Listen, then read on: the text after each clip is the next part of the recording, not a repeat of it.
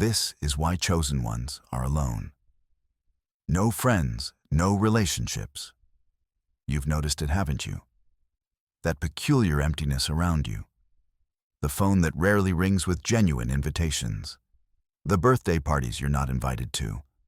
The group chats that exist without you. The colleagues who grab lunch together while you eat alone at your desk. And you've probably asked yourself the soul-crushing question: what's wrong with me? Here's what nobody tells you about this cosmic isolation. It's not a punishment, it's preparation. The loneliness you're experiencing isn't evidence of your unworthiness. It's proof of your calling. Carl Jung understood this when he wrote about the night sea journey that every hero must take alone. Eckhart Tolle lived it during his years of park bench enlightenment. Even Jesus retreated to the wilderness for 40 days. The path of awakening has always been walked in solitude first, connection second. But here's the brutal truth that spiritual communities won't tell you. Your isolation isn't temporary. It's not a phase you'll outgrow or a problem to be fixed. It's the natural consequence of operating at a frequency that most people can't match, won't understand, and often feel threatened by. By the end of this, you'll understand exactly why your aloneness is actually your greatest gift, and how to transform this isolation from a wound into a superpower that serves not just you, but the evolution of human consciousness itself. The phenomenon of the isolated chosen one isn't new. It's been documented across cultures, religions, and spiritual traditions for millennia. What is new is our scientific understanding of why this happens and what it means for human evolution. Dr. Joe Dispenza's research reveals that when someone begins to operate from elevated emotional states and expanded consciousness on a regular basis, their brain literally rewires itself in ways that create fundamental incompatibilities with conventional social dynamics. You're not just thinking differently, you're becoming a different species of human being. The neuroscience behind this transformation is both fascinating and heartbreaking. When you consistently practice meditation, self-reflection, and conscious living, your brain develops what researchers call increased interoceptive awareness, a heightened ability to sense your internal states and the subtle energy dynamics around you. This isn't mystical nonsense. It's measurable neurological change. Your anterior insula and posterior cingulate cortex literally grow denser, giving you access to information that most people's brains simply can't process. But here's where it gets complicated. This enhanced sensitivity that makes you more spiritually aware also makes casual relationships virtually impossible to maintain. When someone is complaining about their job for the 100th time, without any intention of changing it, your enhanced awareness detects the energetic drain immediately. When friends gossip about others, your expanded consciousness recognizes the toxicity that's being normalized. When family members engage in the same dysfunctional patterns they've been repeating for decades, your awakened perception sees the unconscious loops they're trapped in. Bruce Lipton's groundbreaking work on epigenetics explains another layer of this isolation. As you consciously reprogram your subconscious beliefs and emotional patterns, you literally change your cellular vibration. Your body begins operating at frequencies that are incompatible with people who are still running old programming. It's not that you're better than them, you're simply no longer energetically aligned. Like trying to tune into a radio station that's broadcasting on a different frequency, the connection becomes filled with static until eventually there's no signal at all. Sadhguru often speaks about this phenomenon in terms of intensity. He explains that when someone becomes truly committed to their inner growth, their intensity naturally increases. This intensity isn't aggression or pushiness. It's a quality of aliveness, of presence, of being fully engaged with the process of transformation. But most people are uncomfortable with intensity because it mirrors back to them their own lack of commitment to growth. They prefer the comfort of mediocrity to the discomfort of evolution. Ram Dass experienced this profoundly during his transition from Richard Alpert, the Harvard psychology professor, to the spiritual teacher who would touch millions of lives. He lost most of his academic friendships, his professional relationships, and even family connections became strained. But he understood something crucial. He wasn't losing relationships, he was outgrowing them. The person he was becoming required different kinds of connections than the person he had been. This process of outgrowing relationships is perhaps one of the most misunderstood aspects of spiritual development. Society conditions us to believe that losing friends is always a sign of personal failure, that healthy people maintain stable social circles, that isolation indicates mental health problems. But for the chosen one, relationship loss is often a sign of spiritual health. It means you're no longer willing to participate in unconscious dynamics, energy-draining conversations, or connections based on mutual limitation rather than mutual growth. Gabor Mate's research on trauma and authenticity provides another crucial piece of this puzzle. Many people maintain relationships through what he calls attachment over authenticity. They sacrifice their true selves to maintain connections with others.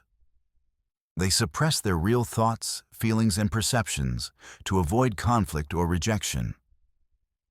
But the chosen one reaches a point where this trade-off becomes impossible.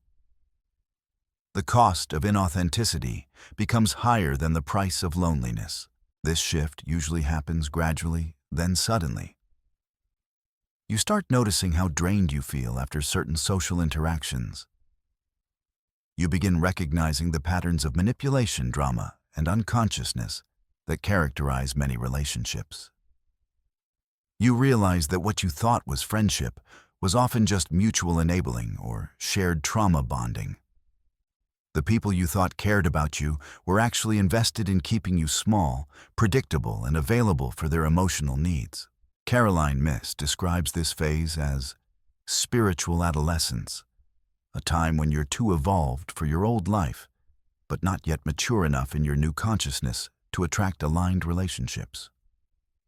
Like a teenager who's outgrown childhood friends but hasn't yet found their adult peer group, you exist in a liminal space that can feel profoundly lonely. The difference is that spiritual adolescence can last years or even decades, depending on how rapidly you're evolving and how rare your particular combination of gifts and awareness is in your environment. The isolation deepens when you realize that you can no longer engage in the activities that previously brought you social connection. Small talk becomes excruciating when you can sense the deeper conversations that want to happen but never do. Social gatherings focused on consumption distraction or complaint feel like energy vampirism. Even well-meaning attempts by others to include you often miss the mark because they don't understand the person you're becoming. Alan Watts wrote extensively about this phenomenon, calling it the taboo against knowing who you are. He observed that society has a vested interest in keeping people unconscious because conscious individuals are harder to control, manipulate, and exploit. When you start waking up to your true nature and potential, you become a threat to systems built on unconsciousness. People may not consciously recognize this threat, but they feel it energetically and often respond by distancing themselves or trying to pull you back into old patterns. Jordan Peterson's work on the psychology of transformation reveals another layer of this dynamic. He explains that when someone begins to genuinely transform their life, they become living proof that change is possible. This threatens people who have convinced themselves that their current circumstances are unchangeable. Rather than being inspired by your growth, they often feel judged by it, even when you haven't said or done anything to suggest judgment. The spiritual community itself can become another source of isolation for the truly awakening individual. Dolores Cannon observed that many spiritual groups become just as dogmatic and exclusive as traditional religions, creating new forms of spiritual materialism and competition. When your awakening doesn't fit neatly into established frameworks, when your experiences transcend the limitations of particular teachings or traditions, you may find yourself alone, even among supposedly conscious people. Thich Nhat Hanh spent years in exile, physically separated from his homeland and spiritually separated from both traditional Buddhist communities and Western society. Yet he used this profound isolation as a crucible for developing his unique synthesis of Eastern wisdom and Western psychology. His loneliness became the fertile ground for insights that would eventually serve millions of people worldwide. This is the paradox of the chosen one's path. The very isolation that feels like abandonment is often the necessary condition for developing gifts that will ultimately benefit countless others. Pema Chodron teaches about groundlessness as a fundamental aspect of spiritual maturity. She explains that the desire for solid ground, including the solid ground of predictable relationships and social identity, is actually what keeps us trapped in unconsciousness. Learning to be comfortable with groundlessness, including social groundlessness, is essential for developing the flexibility and resilience needed for genuine awakening. But the isolation goes deeper than just social relationships. Many chosen ones find that they also become isolated from their own past selves. The person you were 5 years ago with their concerns, priorities, and ways of being in the world can feel like a stranger.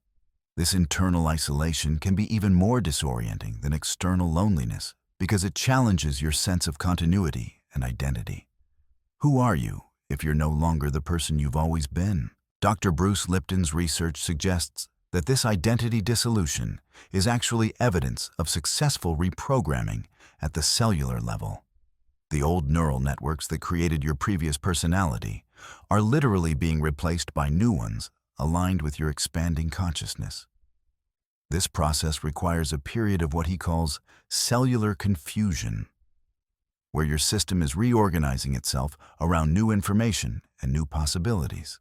Rupert Sheldrake's theory of morphic resonance offers another perspective on the chosen one's isolation. He suggests that when someone develops new patterns of consciousness or behavior, they're creating new morphic fields that don't yet have strong resonance in the collective. This means there are fewer people to naturally connect with, because you're pioneering new territories of human potential that don't yet have established social structures or communities. The isolation becomes particularly acute when you realize that you can no longer participate in what Don Miguel Ruiz calls the dream of the planet. The collective agreements about reality, success relationships, and meaning that keep most people locked in unconscious patterns. When you stop believing in these collective dreams, you lose access to the communities built around maintaining them. You can't discuss your problems in the same way, because you no longer see them as problems in the traditional sense. You can't celebrate achievements in the same way, because your definition of success has fundamentally shifted. Wayne Dyer experienced this profoundly as he transitioned from conventional psychology to spiritual teaching. Many of his academic colleagues distanced themselves from him as his work became more metaphysical and less empirically based. He lost professional relationships, social standing, and even financial opportunities. But he understood that this loss was necessary for the birth of his authentic contribution to human consciousness. Marianne Williamson describes this phase as spiritual labor pains, the discomfort that comes with birthing a new version of yourself into a world that isn't quite ready for who you're becoming. The pain is real, but it's productive pain.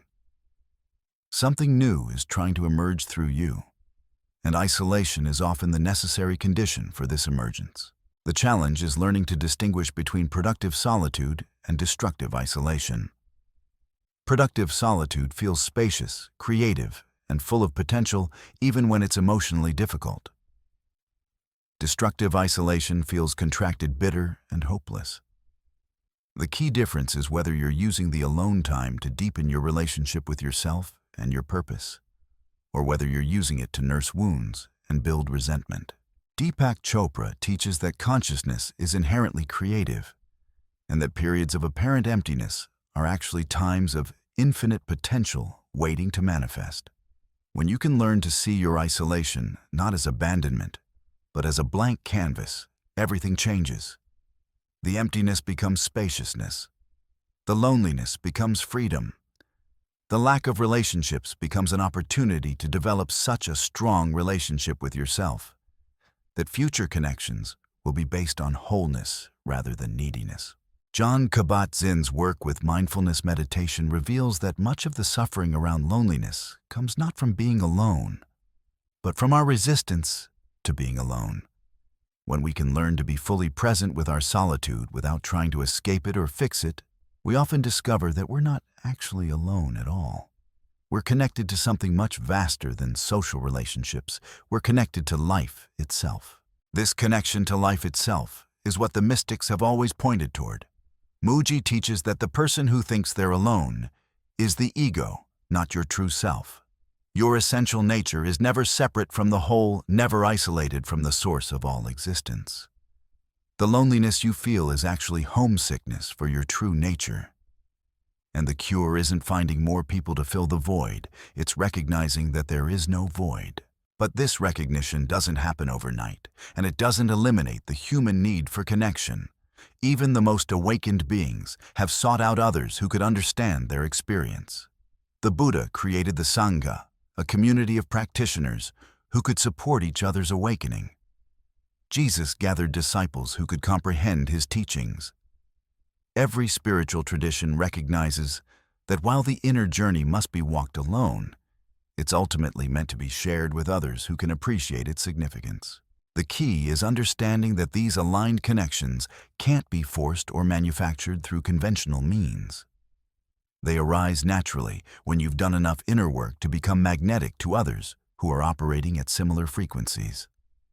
Ken Wilber calls this finding your tribe at your altitude. Recognizing that meaningful connection happens between people who have reached similar levels of consciousness development. This process requires extraordinary patience, because you may need to spend years or even decades in relative isolation while you develop the qualities that will eventually attract your true spiritual family. It's like being a radio station that's broadcasting on a frequency that very few people have learned to tune into yet.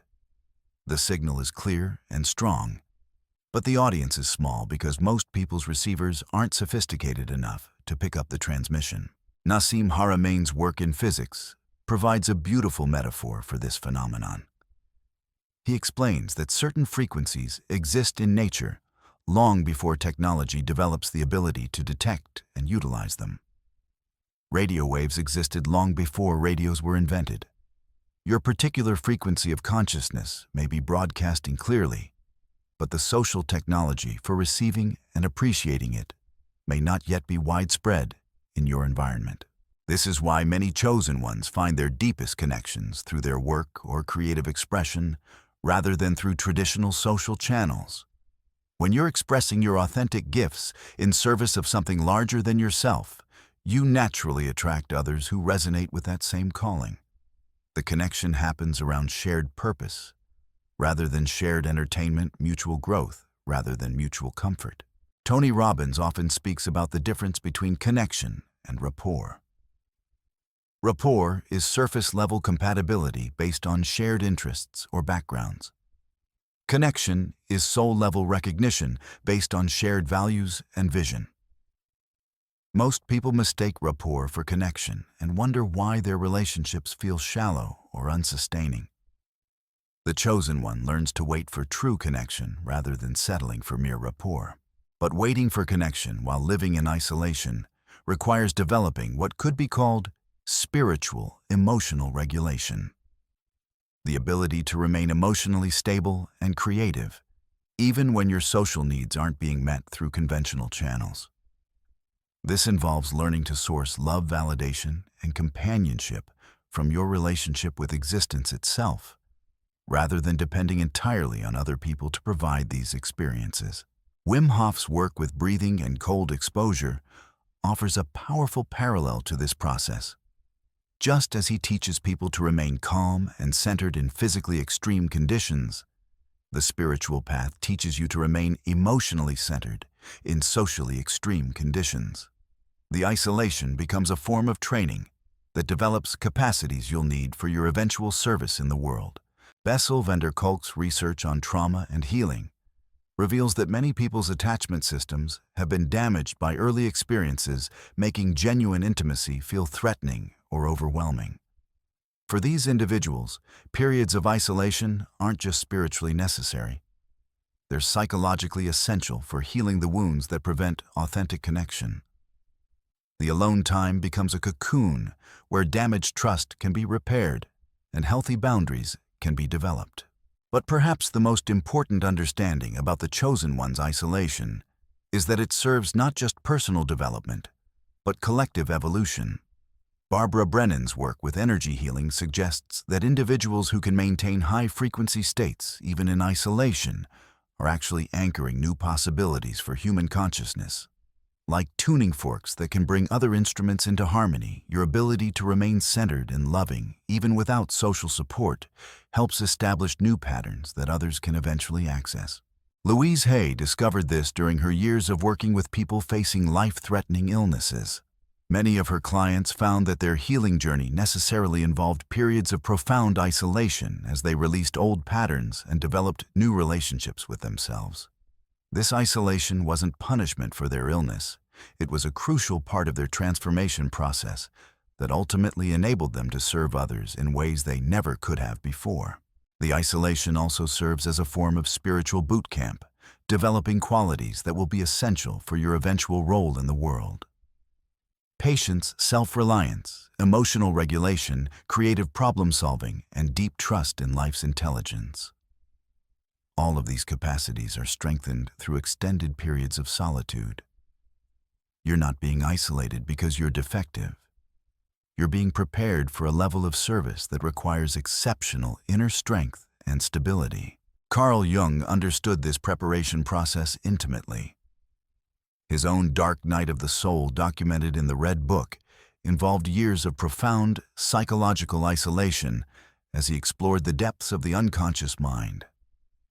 This period of apparent breakdown was actually the foundation for insights that would revolutionize psychology and help millions of people understand their own psyches more deeply. The chosen one's isolation often serves as an incubation period for gifts that the world desperately needs but isn't yet ready to receive. Like seeds that must spend time in dark soil before they can emerge into sunlight, your consciousness may need to develop in relative darkness before it can bless the world with its unique contribution.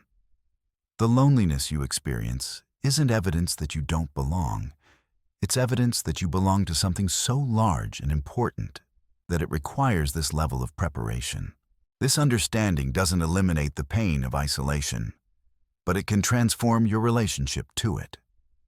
Instead of seeing your aloneness as punishment or pathology, you can begin to appreciate it as sacred preparation for a role you may not yet fully understand.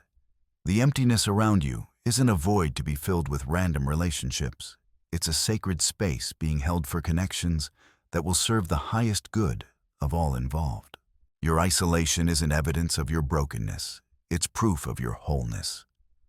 While others need constant external validation to feel real, you're learning to source your reality from the infinite field of consciousness itself. While they fear being alone because it forces them to confront their inner emptiness, you're discovering that your solitude is actually fullness in disguise. You're not being punished by the universe, you're being prepared by it. The very loneliness that feels like exile is actually your initiation into a frequency of love so pure that most people can't recognize it yet. Stop apologizing for being alone.